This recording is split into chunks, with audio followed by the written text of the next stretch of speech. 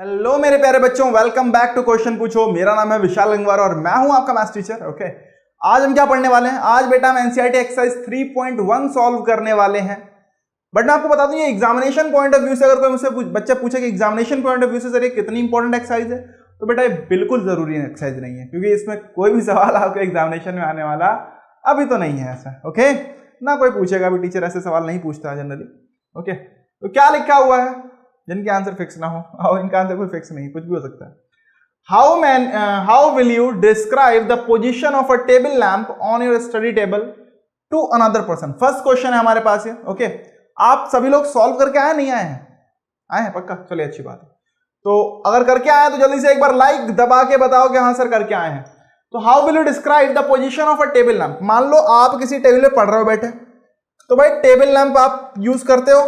कितने लोग करते हैं? बोलो सर हम तो करते ही ना है, हम तो सीधे वही अपनी सीएफएल जल रही होती है, एलईडी जल रही होती है, उसी एलईडी से हो जाता है अपना काम। तो सही बात है। तो चलिए भाई, कोई बात नहीं, मान लो टेबल लैंप रखा है, मान लो, मानने में क्या जाता है? और जाता है कुछ मानने में? नहीं जाता है ना। चलो मान लिया हमने, चलो बना देते हैं आपके लिए एक टेबल बना दें। आप भी याद करोगे सर ने टेबल बनाई थी।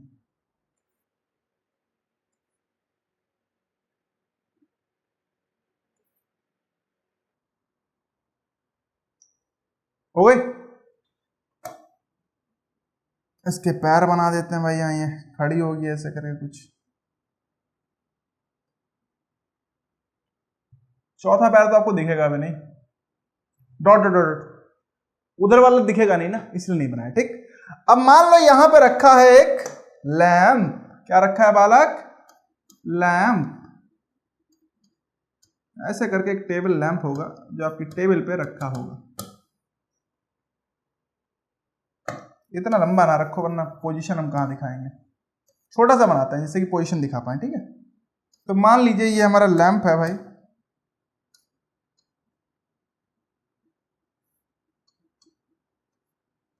ठीक, अब इसकी हमें पोजीशन बतानी है, तो हमें करना क्या है? सबसे पहले मान लो एक ही हमारी लॉन्गर साइड है, एक हमारी शॉर्टर साइड है। ओके, तो हमने क्या सीखा था कि किसी भी चीज की पोजीशन डिफाइन करने के लिए हमें कम से कम दो इंडिपेंडेंट क्या चाहिए होते हैं भाई?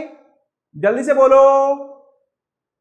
दो रेफरेंसेस की रिक्वायरमेंट होती है कि हाँ भाई, तो कम से कम क्या चाहिए होता है? दो रिक्वायरमेंट होती है कि भाई हाँ, दो चीजों से दो रेफरेंस पॉइंट हमें चाहिए होते हैं, दो रेफरेंस लाइंस हमें चाहिए होते हैं जिनसे हम उसकी पोजीशन डिफाइन कर पाए। मान लो एक शॉर्टर साइड से अगर मैं इसकी मेजरमेंट करूं, मान लीजिए भाई शॉर्टर साइड से कितने पे है, इसकी जो डिस्टेंस है शॉर्टर साइड से वो कितना है? मान लो ये पॉइंट हम मान रहे हैं। ठीक है, शॉर्टर साइड से ये है 30, कितना है? 30 सेंटीमीटर पे है। ठीक, लॉन्गर साइड से कितना, मतलब ये लंबी वाली जो साइड है इससे कितनी दूरी पे है? तो इससे मान लेते हैं कि भाई इससे जो है ये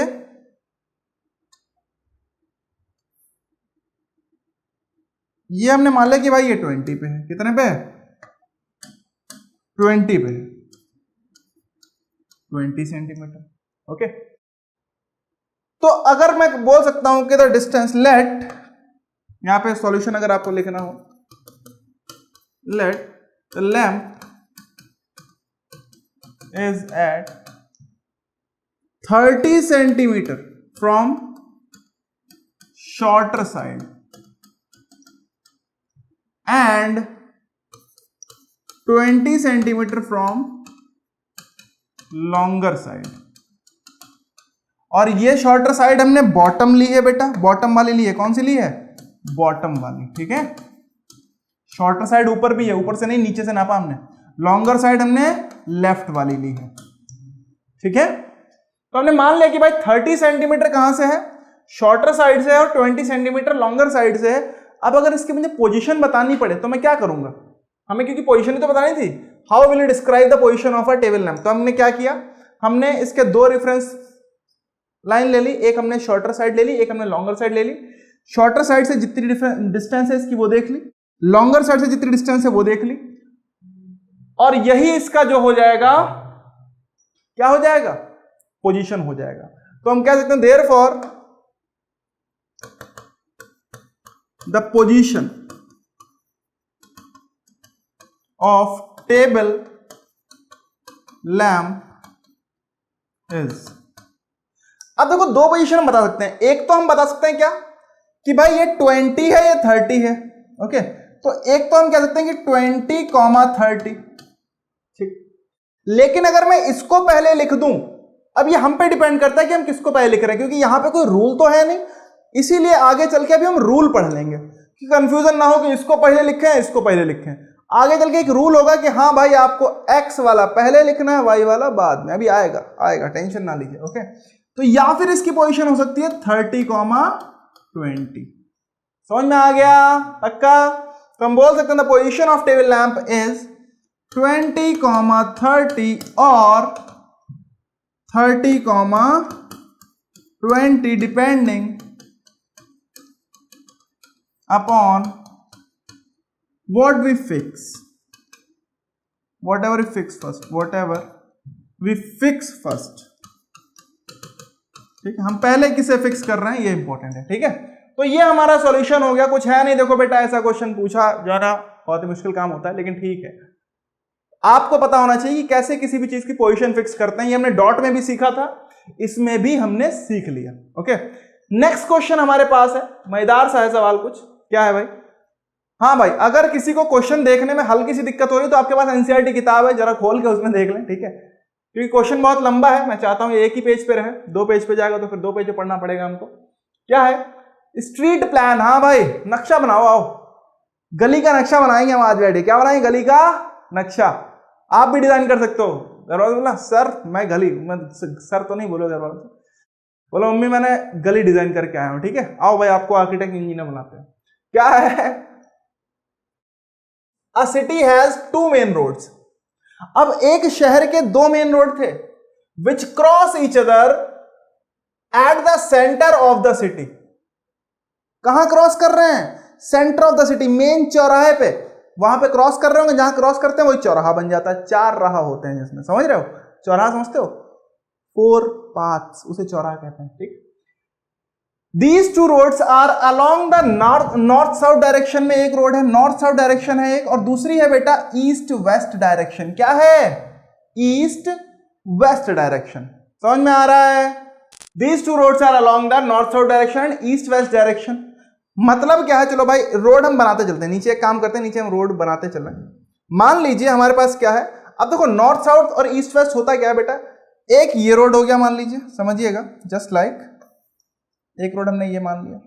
ठीक, एक रोड हमने ये मान लिया। ये देखो ऊपर पोजीशन नॉर्थ, नीचे साउथ। ठीक, जो पोजीशंस होती हैं वैसे ही होती हैं।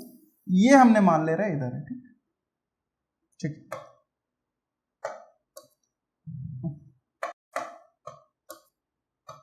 तो this is north, this is south, this is east, this is waste.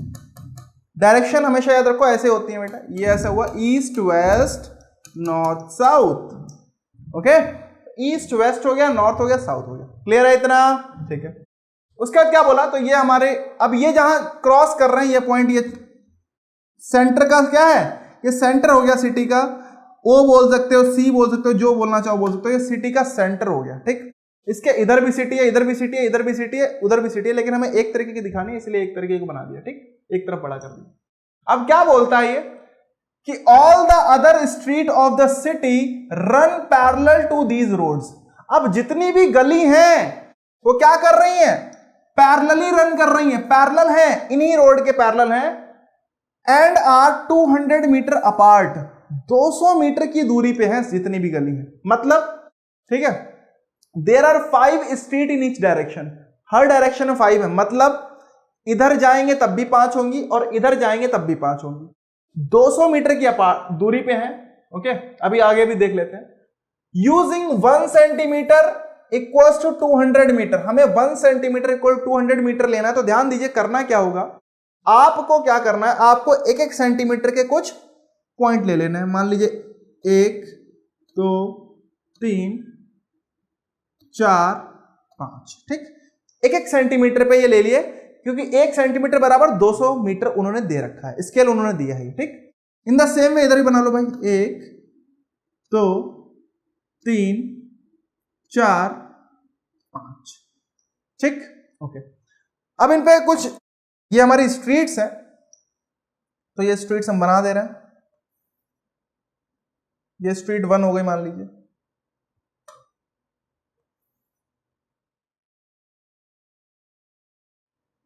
Street 2 हो गई, स्ट्रीट 3 हो गई। पैरेलल, ध्यान दीजिए इसके पैरेलल होंगी सब, इसीलिए सीधी सीधी। ये प्रॉपर डिजाइन्ड गली है, अपने वहां की गली नहीं, यहां कैसे भी मुड़ जा रही है, ये भैया डिजाइन करी हुई गली है, समझ में आ रहा है? ओके, अब अगला देखो भाई, इनका बात करते हैं, इनका थोड़ा सा,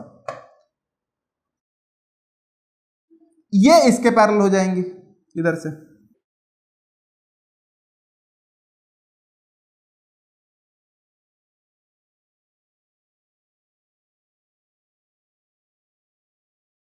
ये हो गए हमारे पास कुछ स्ट्रीट्स। ओके, तो मान लेते हैं ये हमारी स्ट्रीट 1 हो जाएगी, इधर बोले तो दिस इज स्ट्रीट 1, ठीक है, this is street 2, this is street 3, ये स्ट्रीट 4 हो गए और ये हो गई स्ट्रीट 5, ठीक। इन द सेम वे इधर बोले तो ये भी स्ट्रीट 1 हो जाएगी, ये स्ट्रीट 2 हो गई, ये स्ट्रीट दिया होगा, देखो कहां लिखा है, ठीक है, ठीक। Draw a model of the city, model बनाना है, on your notebook represent the roads street by single lines. जितनी भी, देखो सिंगल लाइन क्यों बना रहा है, क्योंकि लिखा हुआ है रोड्स और स्ट्रीट्स को हमें किससे दिखाना है, सिंगल लाइन से दिखाना है। उसके बाद क्या बोला, there are many cross streets in your model, a particular cross street is made by 2 streets, one running in the north south direction and another in the east west direction. Cross street समझते हो, जहां पे 2 गली cross कर रही हो, गलियों का चौराहा, ओके। तो 2 स्ट्रीट से बनेगा, ऑब्वियस सी बात है, 2 गली जब क्रॉस करेंगी तभी तो क्रॉस स्ट्रीट बनेगी, ठीक है।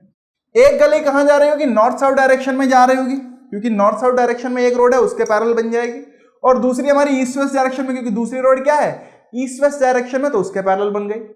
Each cross street is referred to in the following manner, अब समझना, if the second street running in the north south direction and 5th street running in the east west direction, तो देखो बेटा street 2 हो गई, इनके नंबरिंग कर देते हैं पूरा, पहले स्ट्रीट 3, स्ट्रीट 4 और स्ट्रीट 5 हो गए, ठीक। अब इन्होंने क्या बोला कि street second running in the north south direction, तो नॉर्थ साउथ डायरेक्शन की स्ट्रीट सेकंड कौन सी है, ये वाली है नॉर्थ साउथ, यही तो ऊपर नीचे, अरे है। अगला क्या बोला, and 5th in the east west direction, 5th street east west direction की ये है। अब जरा ध्यान से देखो, ये दोनों गली कहां पे मिल रही हैं, ये और ये क्रॉस कर रही हैं, यहां पे कर रही हैं, ओके। तो अगर इसको इन्होंने रेफर कैसे किया है, then we will call this cross street as 2,5, मतलब इसको इन्होंने बोला ये क्या है बच्चा, 2,5 है। मतलब हम क्या कर रहे हैं, हम नॉर्थ साउथ वाले को पहले लिख रहे हैं और ईस्ट वेस्ट वाली स्ट्रीट को बाद में लिख रहे हैं, इतना क्लियर है। अब इसके हिसाब से हमें कुछ और वो करनी है। अब जरा ध्यान से देखो, यूजिंग दिस कन्वेंशन, मतलब आपको नॉर्थ साउथ वाली पहले लिखनी है और ईस्ट वेस्ट वाली बाद में लिखनी है, ठीक है। इसीलिए इन्होंने ये एक पॉइंट बना के दिया कि भाई, अब इन्होंने बोला यूजिंग दिस कन्वेंशन, कन्वेंशन मतलब इसी तरीके का इस्तेमाल करके, जो तरीका हमने यूज किया उसी तरीके का इस्तेमाल करके क्या करना है बच्चा, how many cross streets can be referred to as 4,3, कितनी क्रॉस स्ट्रीट्स, मतलब जहां पे 2 गली मिल रही हो, कट रही हो, क्रॉस कर रही हो, कितनी क्रॉस ऐसी होंगी जिनको हम 4,3 बोल सकते हैं। तो जरा ध्यान से देखो, 4,3 का मतलब क्या है, पहला नंबर बोले तो नॉर्थ साउथ वाला, तो नॉर्थ साउथ वाली चौथी गली ये रही, ठीक है। थर्ड किसकी, ईस्ट वेस्ट वाली, थर्ड ईस्ट वेस्ट वाली ये रही, कहां मिल रहे हैं बेटा, ये मिल रहे हैं, तो ये पॉइंट हुआ 4,3, और ये सिर्फ और सिर्फ क्या, इसके अलावा कोई और 4,3 हो सकता है, आप बताइए, जल्दी से बोलो, हो सकता है क्या इसके अलावा कोई 4,3? हो ही नहीं सकता बेटा, ओके, नहीं हो सकता। तो इसे छोड़ दो, हम बोल देंगे कितना आएगा बच्चा, how many cross streets can be referred to as 4,3, तो यहां आएगा ओनली 1, ओनली 1 क्रॉस स्ट्रीट होने वाली है, ठीक है, क्योंकि ये यूनिक है। ऐसे अगला देखो, how many cross streets can be referred to as 3,4। अच्छा 3,4 कितनी क्रॉस स्ट्रीट्स हो सकती हैं? तो आइए देखते हैं बेटा, 3,4 देखें तो 3 पहले क्या है, नॉर्थ साउथ वाला, तो 3 ये रहा बेटा, ठीक, ये हो गया भाई 3,4 बोले तो 4 देखो बेटा ईस्ट वेस्ट वाला, ये रहा 4। अरे क्लियर, समझ में आ गया? तो ये रहा बेटा 4,3, ये हो गया हमारा 3,4, और ये भी यूनिक है, इसके अलावा कोई और पॉइंट हो ही नहीं सकता। अब बोलो सर 4,3 3,4 सेम है? नहीं बेटा, ये अलग अलग हैं, ध्यान दीजिए, अभी आगे पढ़ाऊंगा भी इस चीज को। ओके, तो इसमें भी कितना होगा बच्चा?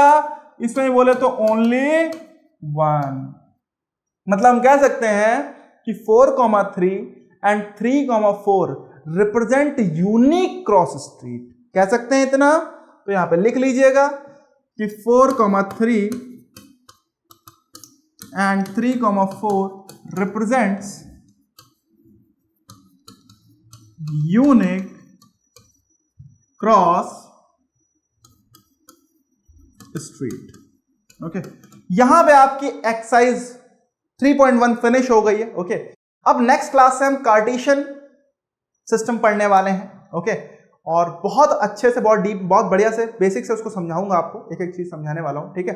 तो अगर अभी तक आप इस चैनल को सब्सक्राइब नहीं किए हैं तो कर लीजिए बेटा। ओके, और अपने दोस्तों के साथ शेयर कर लीजिए, जिससे उनके पास भी पहुंच सके ये प्रॉपर कंटेंट जो मैं आपके लिए बना रहा हूं प्रॉपर वे में। ओके, जिससे आपको सबको समझ में आ पाए, और बहुत अच्छे अच्छे क्वेश्चंस भी करवाने वाला हूं, जो आपके एनसीईआरटी में नहीं है वो भी करवाने वाला हूं। ओके, तो मिलते हैं नेक्स्ट क्लास में, तब तक के लिए बाय बाय।